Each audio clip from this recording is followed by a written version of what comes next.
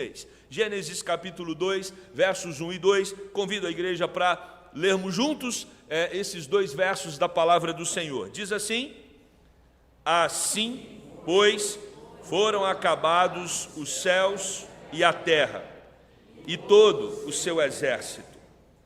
E havendo Deus terminado no dia sétimo a sua obra que fizera, descansou nesse dia de toda a sua obra que tinha feito. Amém. Quando nós olhamos para esse texto, nós pensamos num Deus que está sempre trabalhando. Nosso Deus trabalha. O trabalho não é uma invenção humana, o trabalho não é fruto de uma necessidade. Nós sabemos exatamente quando estamos cansados, geralmente nós nos cansamos depois de muito trabalho, mas tem um negócio que entrou depois da queda, chamado o quê? Preguiça.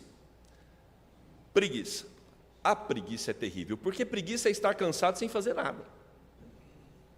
A preguiça é quando você não tem disposição para agir e tem um monte de coisa para ser feito. Aliás, Provérbios vai trabalhar sobre esse tema de uma maneira espetacular. Vai ter com a formiga, ó, preguiçoso. E é interessante, talvez as pessoas da cidade, as pessoas urbanas, elas, quando veem formigas, já pensam numa inimiga, que deve ser liquidada, porque senão vai entrar na vasilha de açúcar na cozinha, não é isso? Mas quando você vai para um sítio, para um lugar, um ambiente mais rural, um ambiente onde você vai ter ali muita terra, muita planta, você vai ver a formiga trabalhando intensamente. Ela é um exemplo de trabalho. E não é só a formiga que é um exemplo de trabalho. Se você se atentar, todos os animais, até o bicho preguiça, eles precisam correr atrás do pão de cada dia. Eles precisam labutar. O trabalho não é uma invenção humana. O trabalho é uma invenção divina. E nós já aprendemos sobre isso nos primeiros capítulos da Bíblia, aliás, no primeiro capítulo da Bíblia. E nós, então, quando pensamos no tema do ano, devemos ter em mente que a nossa referência para o serviço, então, é Deus. E quando nós falamos de serviço, eu estou falando de uma maneira geral, também o nosso trabalho, quando estamos nos empregos que temos, ali nós precisamos servir como Deus, tendo Deus como referência, como também no trabalho da igreja. Na igreja, irmãos, não existe cliente, não existe. Você não vai encontrar um texto bíblico que vai dar respaldo para o clientismo eclesiástico. Nós vivemos uma época em que muitas igrejas podem começar a ter formas de supermercados ou de shoppings, com várias lojas. E ali você vai ter uma preocupação muito grande da igreja ou dos líderes da igreja em satisfazer o gosto do cliente. É complicado isso, é um risco muito alto. Aliás, eu louvo a Deus porque quem conhece a igreja da Gávea, temos muitas pessoas aqui, a igreja da Gávea, ela reclama pouco, viu? Poderia reclamar, mas não vai reclamar não, porque nós não temos clientes aqui. As pessoas são compreensíveis, mas tem igreja não. Por exemplo, o ar-condicionado estava limitado a esses dois aparelhos aqui na frente. Aí ficava um monte de gente com frio aqui, e aí gente com calor ali atrás e gente queimando na galeria. Agora não, agora todo mundo fica com frio. Não é isso? Ou não? Está tudo bem aí? Está confortável? Confortável para uns, desconfortável para outros, não é isso? Igreja é difícil agradar todo mundo. Tem como agradar todo mundo? Não tem como. Então nós precisamos contar com o quê? Precisamos contar com a adequação de cada um. Pode não estar tão confortável para mim, mas está confortável para o outro.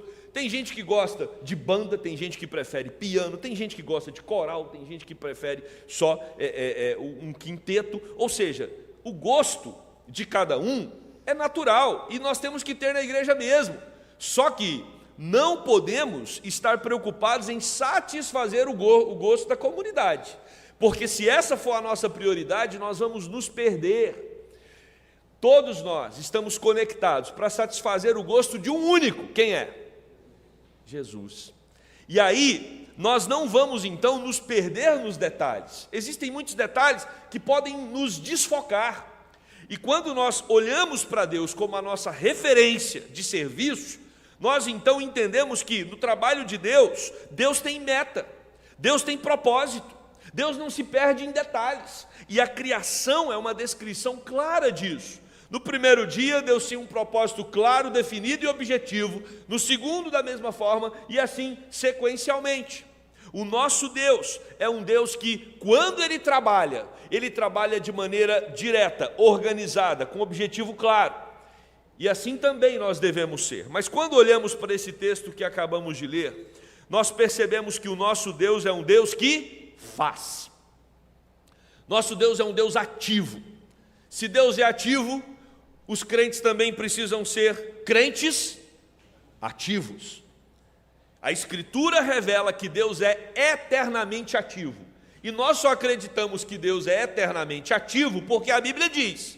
Porque nós não conhecemos Deus antes da criação do mundo. Você sabe alguma coisa de Deus antes da criação do mundo? Você sabe alguma coisa de Deus além daquilo que a Bíblia revela? Se você sabe, cuidado, porque você pode ser enquadrado numa categoria de herege. Porque a única fonte que nós temos segura para falarmos sobre Deus é a Bíblia. Mas a Bíblia diz que o nosso Deus é um Deus que trabalha, é um Deus que se manifesta, é um Deus que se revela com obras. E isso acontece tanto antes como além da criação. Ou você acha que Deus só trabalha cuidando do planeta Terra e da sua casa e de você? Você acha que Deus não tem outro serviço? Não, meus irmãos, cuidado para nós não criarmos um ídolo na nossa cabeça. Esse risco corremos, o risco de acharmos que Deus é aquilo que eu acho que Ele é. Deus é aquilo que eu entendo que Ele é. Deus é do tamanho que eu consigo colocar na minha cabeça. Esse Deus não é o verdadeiro. Porque o Deus verdadeiro, Ele está em ação tanto para conosco, não estamos negando isso, Ele age em relação ao mundo, Ele age em relação a todo o universo, mas Ele é um Deus infinito, Ele é um Deus eterno. Então existem ações de Deus que são misteriosas. Deus age de maneira, e se tratando de questões que a nossa mente jamais terá condições de acessar. E aí nós corremos até o risco de achar que Deus vivia num tremendo ócio antes de criar o mundo. Já não passou isso na sua cabeça, não? O que Deus fazia antes de criar o mundo? Será que Ele tinha o que fazer? A única coisa que a gente sabe é que a gente dá muita dor de cabeça para Ele. Mas, meus irmãos, Deus é eternamente ativo. Nós não sabemos o que Deus fazia antes da criação. Nós não sabemos quais eram as obras dele, porque Ele é Deus, Ele é um outro ser. Ele é um ser que nós não acessamos na plenitude, porque a nossa mente é limitada, é finita. Mas o nosso Deus é um Deus de trabalho, o nosso Deus é um Deus de ação. E o pouquinho que a gente sabe sobre esse Deus que trabalha e que age, Ele revelou para nós aqui nas Sagradas Escrituras. E se você observar a Bíblia, você vai perceber que a Bíblia é um livro de movimento intenso.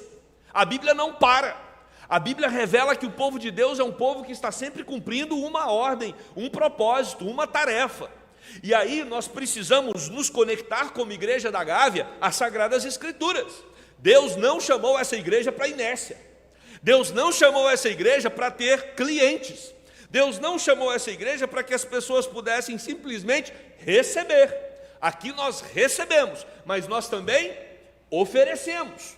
Porque todos nós somos igualmente servos. Esse é o propósito da igreja. Quando Deus cria a igreja para esse fim. E nós precisamos entender, no primeiro ponto, que o nosso Deus é um Deus que faz. Ele é o Deus que se revelou e na sua revelação, na primeira frase da Bíblia, o que diz lá? No princípio, criou Deus. Bará é a palavra no hebraico, é o Deus que cria, é o Deus ativo e criativo. O nosso Deus é ativo e criativo. E nós aprendemos isso logo na primeira linha das Sagradas Escrituras. Então, meus irmãos, uma das nossas preocupações com esse tema é porque nós temos uma teologia riquíssima e maravilhosa. Está tudo certo com a nossa teologia quando ela diz que nós somos salvos pela fé, e somos mesmo. Amém? Está tudo certo com isso. Mas nós, às vezes, descansamos, achando que, eu já sou salvo pela fé, então eu não preciso me preocupar com as obras. Uma vez salvo, salvo para sempre, vou descansar em berço esplêndido. O único versículo que me importa é: deito e logo pego no sono. Meus irmãos, esse tipo de pensamento, ele não encontra respaldo nas Sagradas Escrituras, porque todos aqueles que foram salvos, como diz o apóstolo Pedro, 1 Pedro 2,9, foram salvos para as boas obras. Nós fomos salvos para o movimento, temos que agir, temos que fazer coisas para a glória e para a honra do nosso Deus. Por isso, quando olhamos para Ele, entendemos que Ele é o nosso Deus, o Deus que faz. O nosso Deus é um Deus que trabalha. Outro detalhe, segundo ponto, um detalhe importante: o nosso Deus não é só um Deus que faz, mas é um Deus que faz bem feito. Bem feito. Gênesis revela um projeto que envolve grandeza, beleza e perfeição.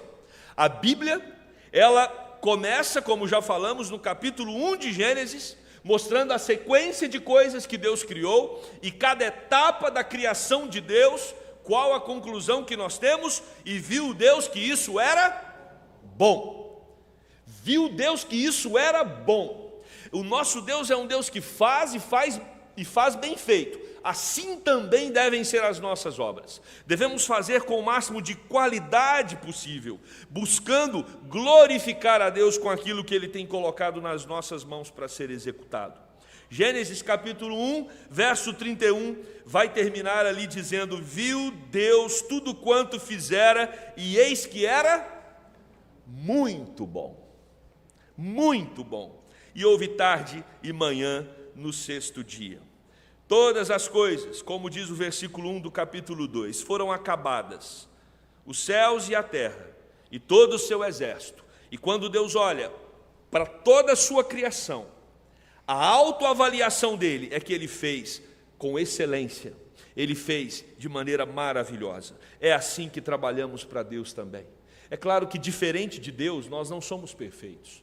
Nós não vamos conseguir entregar um trabalho com uma perfeição como Deus fez o mundo antes da queda. Jamais vamos. Mas esse tem que ser o nosso alvo.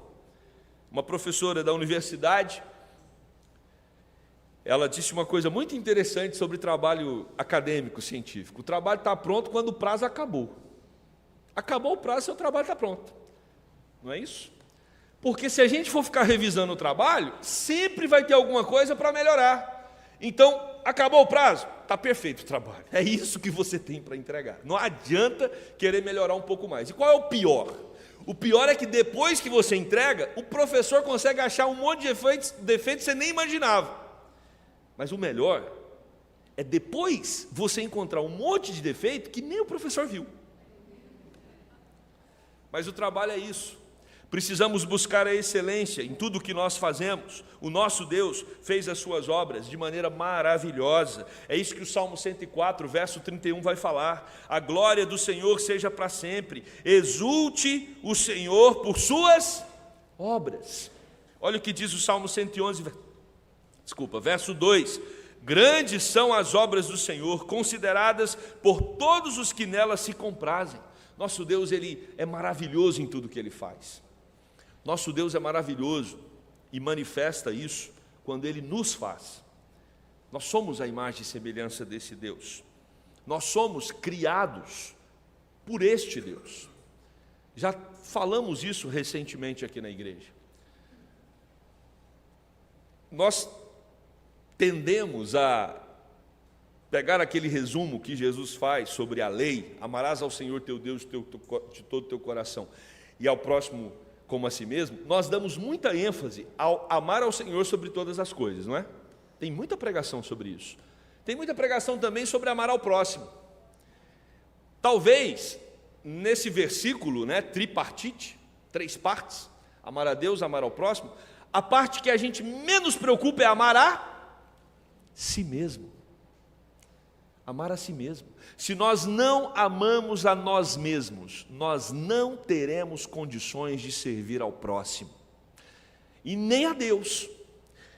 Por isso, meus irmãos, para que possamos servir com qualidade, nós precisamos aprender a amar a nós mesmos. E nós amaremos a nós mesmos quando aprendermos a contemplar Deus em nós, a ação de Deus na nossa vida. Quando nós separarmos um tempo durante o dia para percebermos quão magnífico é o Senhor, permitindo com que todo o nosso sistema nervoso funcione de maneira maravilhosa, permitindo com que todos os nossos órgãos internos funcionem. Se o seu coração parar de bater agora, você vai ter alguns segundos para agradecer. Obrigado, coração, por ter batido até esse momento, porque ele não para um segundo sequer. É Deus que faz com que o seu coração pulse, é Deus que faz com que o nosso cérebro funcione, é Deus que nos dá noites de descanso e renova as nossas forças a cada manhã, é Deus que faz com que nós tenhamos condições, equilíbrio, condições de se movimentar, se locomover. Às vezes nós acostumamos com tudo isso e chegamos até a banalizar. Meus queridos irmãos, pequenos curtos-circuitos no nosso cérebro podem nos tornar disfuncionais. Eu e você sabemos disso. Se está tudo funcionando, eu preciso transformar isso em glória a Deus, porque as obras do Senhor na minha vida estão sendo manifestas a cada hora, a cada vez que o meu coração pulsa. A cada movimento que eu faço é a manifestação de Deus, a bondade de Deus sendo derramada sobre nós, porque tudo que Deus faz é bem feito. E precisamos glorificá-lo por isso. O nosso Deus é um Deus que faz. O nosso Deus é um Deus que faz bem feito. E o nosso Deus é um Deus que faz para nós. Ele não precisava, mas aprove a Ele fazer para nós.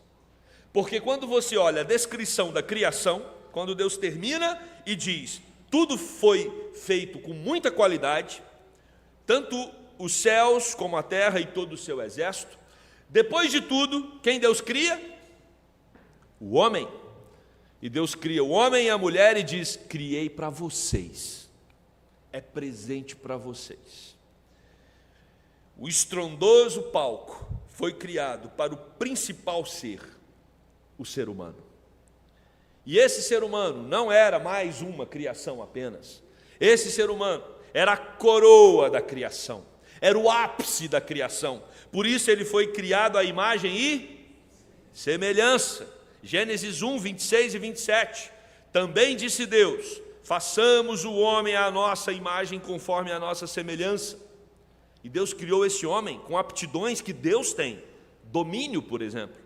Olha o que diz o texto. Tenha ele domínio sobre os peixes do mar, sobre as aves dos céus, sobre os animais domésticos, sobre toda a terra e sobre todos os répteis que rastejam pela terra. Criou Deus, pois, o homem à sua imagem, a imagem de Deus o criou, homem e mulher os criou.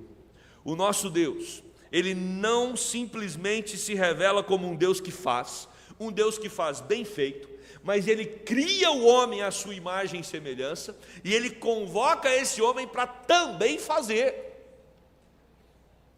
Nenhum ser é dotado de inteligência e de capacidade criativa como ser humano.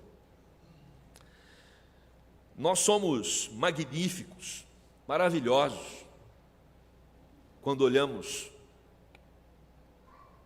para a complexidade que habita em nós. É um processo muito elaborado, o processo do funcionamento humano.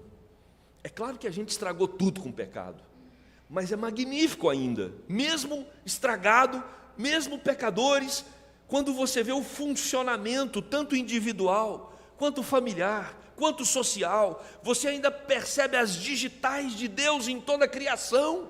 é tudo maravilhoso, é tudo lindo. O nosso Deus é um Deus que nos convida a experimentar dessa grandeza dele, de criar com criatividade. Esse Deus é o Deus que nos dotou de uma capacidade que é amá-lo e nos relacionarmos com Ele. Nós amamos a Deus e nos relacionamos com Ele. Nenhum ser é capaz de desenvolver o amor e o relacionamento com Deus como nós somos capazes por meio de Jesus Cristo.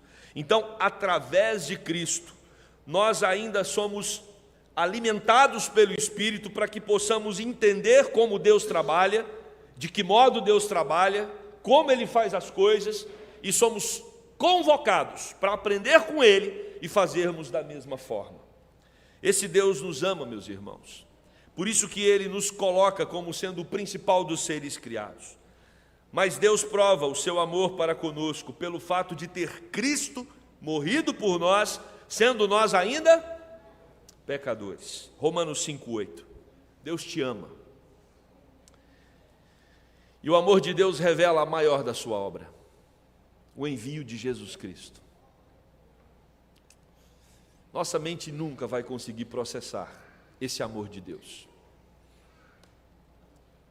A gente consegue acessar alguma coisa dele, o suficiente para crermos por meio da revelação do Espírito e o suficiente para respondermos em adoração. Mas se nós mergulhássemos mais na meditação acerca do amor de Deus, nós seríamos trabalhadores incansáveis na obra. O nosso não trabalho revela muita coisa. O nosso não trabalho revela que existe algum problema na nossa relação com Deus. O nosso não trabalho revela que existe algum problema na nossa relação com a gente e na nossa relação com o próximo. Quando não trabalhamos, quando travamos e não desenvolvemos a obra do Senhor, nós manifestamos que não estamos conseguindo fazer o mesmo movimento que Cristo fez, de vir ao mundo e se entregar numa cruz por nós. Para muitos, Deus criou o mundo e foi embora. Ah, não, Deus trabalhou sim, mas Deus trabalhou lá na criação. Hoje ele deu corda no mundo, não é isso? Quem desenvolve essa teologia é o deísmo, com D de dado. O deísta, ele diz que Deus criou o mundo, deu corda e foi embora. Deus não atua mais no mundo, mas nós não. Nós cremos que Deus criou o mundo e Deus continua mantendo o mundo em ordem. Nós somos teístas, com T. Deus criou, sustenta, governa com a sua divina providência. A Confissão de Fé de Westminster diz: pela sua muito sábia e santa providência, segundo sua infalível presciência e o livre e imutável conselho de sua própria vontade, Deus, o grande Criador de todas as coisas, para o louvor da glória de sua sabedoria, poder, justiça, bondade e misericórdia, sustenta, dirige, dispõe e governa todas as criaturas, todas as ações delas e todas as coisas, desde a maior até a menor. Deus sustenta a minha vida, a minha casa, a sua vida, a sua casa, a cidade do Rio de Janeiro, o Brasil e o mundo. Ele é o Todo-Poderoso e nenhuma folha cai da árvore sem que ela tenha autorização do Senhor para tal. Controle absoluto. O nosso Deus está plenamente e eternamente ativo, porque Ele é um Deus de ação. E quando você olha para Jesus, o Deus encarnado, você vai ver que Ele é um Deus de ação. Ele é um Deus de ação. A todo momento, Jesus estava atendendo às necessidades das pessoas. Nós acabamos de interceder num momento aqui, na nossa igreja, por aqueles que estão aflitos. O que nós estamos clamando? Pela ação de Deus. Quando nós estamos em apuros, a quem nós clamamos? A Deus. Por quê? Porque acreditamos que o nosso Deus é um Deus que age, e Ele age poderosamente a favor do seu povo. Mas o nosso Deus também nos ensina que devemos descansar. E Ele descansou. O texto vai dizer no versículo de número 2 que depois que Deus criou todas as coisas, no 7º dia, descansou nesse dia de toda a sua obra que tinha feito. Não sei qual está sendo o maior problema da nossa geração. Se o nosso problema é muitos não querem trabalhar, ou se muitos também perderam a capacidade de descansar. Estamos numa época atrapalhada. O descanso é fundamental. Fundamental. Não foi à toa que Deus criou o mundo em 6 dias e descansou no 7º. Quando Deus cria o povo de Israel, Deus deixou claro para aquele povo, é para trabalhar 6 dias e descansar 1. Isso está no Decálogo, nos 10 mandamentos, que são a essência da lei. Deus resumiu todos os decretos dele em 10. Dos 10, 1 está dizendo, você precisa descansar 1 dia por semana. Agora presta atenção.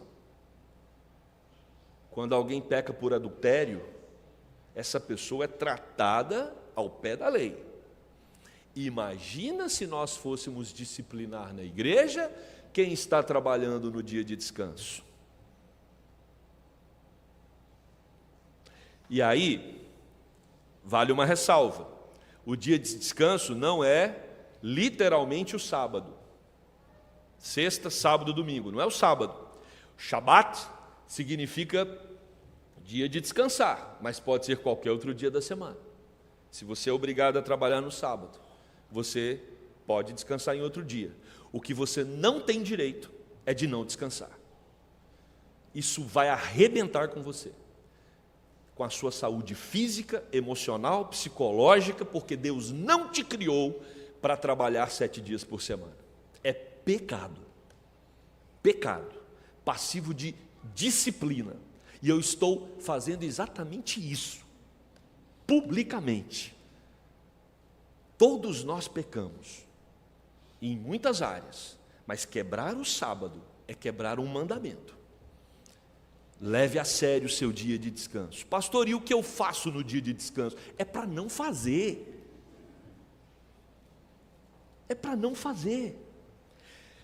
É para você se desconectar, não é para ficar no Instagram o dia inteiro. É para você se organizar com Deus. Dia de descanso. Talvez seu dia de descanso seja o domingo, né? Por muito tempo o dia de descanso foi domingo. Se o seu dia de descanso é domingo, aprenda a dormir no domingo à tarde. Coma aquela feijoada. E dorme até às 5, porque tem culto às 18. Precisa quebrar, precisa descansar. Nós fomos feitos para funcionar dessa forma. E Deus descansou para nos dar o exemplo. Deus descansou para nos dar o exemplo. Quem não descansa está me dizendo que é melhor do que Deus. E ninguém aqui é melhor do que Deus. Vamos aprender a descansar, gente. Até para trabalhar na obra do Senhor. Até para trabalhar na obra do Senhor. Não tem coisa pior do que pessoas esgotadas tentando trabalhar na igreja. Deus não vai se agradar do seu trabalho. Você precisa descansar. Trabalha 6, descansa 1. O mundo está tentando dizer que não precisa ser assim, mas a gente vai continuar dizendo, é assim. É assim. É assim. E olha, a igreja já levou isso a sério, hein? Já teve tempo. Nós somos de uma região que tem sítio, fazenda. Não são poucos os crentes que eu conheço em Goiás. Muitos que dependem, por exemplo, do leite, do gado. Mas no dia de domingo não se tira o leite do gado, porque Deus falou que até o animal tem que descansar. Tem gente que leva isso a sério. E a gente precisa aprender a levar a sério.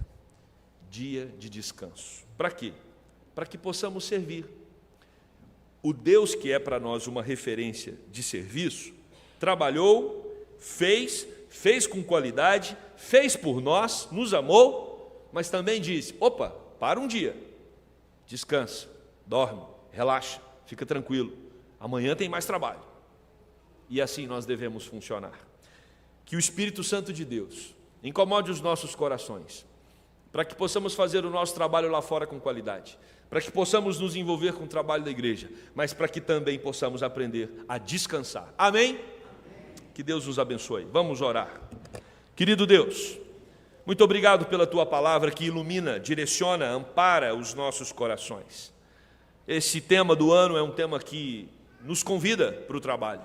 Maior é o que serve. E nós queremos servir, porque fomos comprados por aquele que é o nosso exemplo de serviço. Nos ajude, Deus, a nos movimentar, mas também nos ajude a aquietar. Nos ajude, Deus, a ficar tranquilo.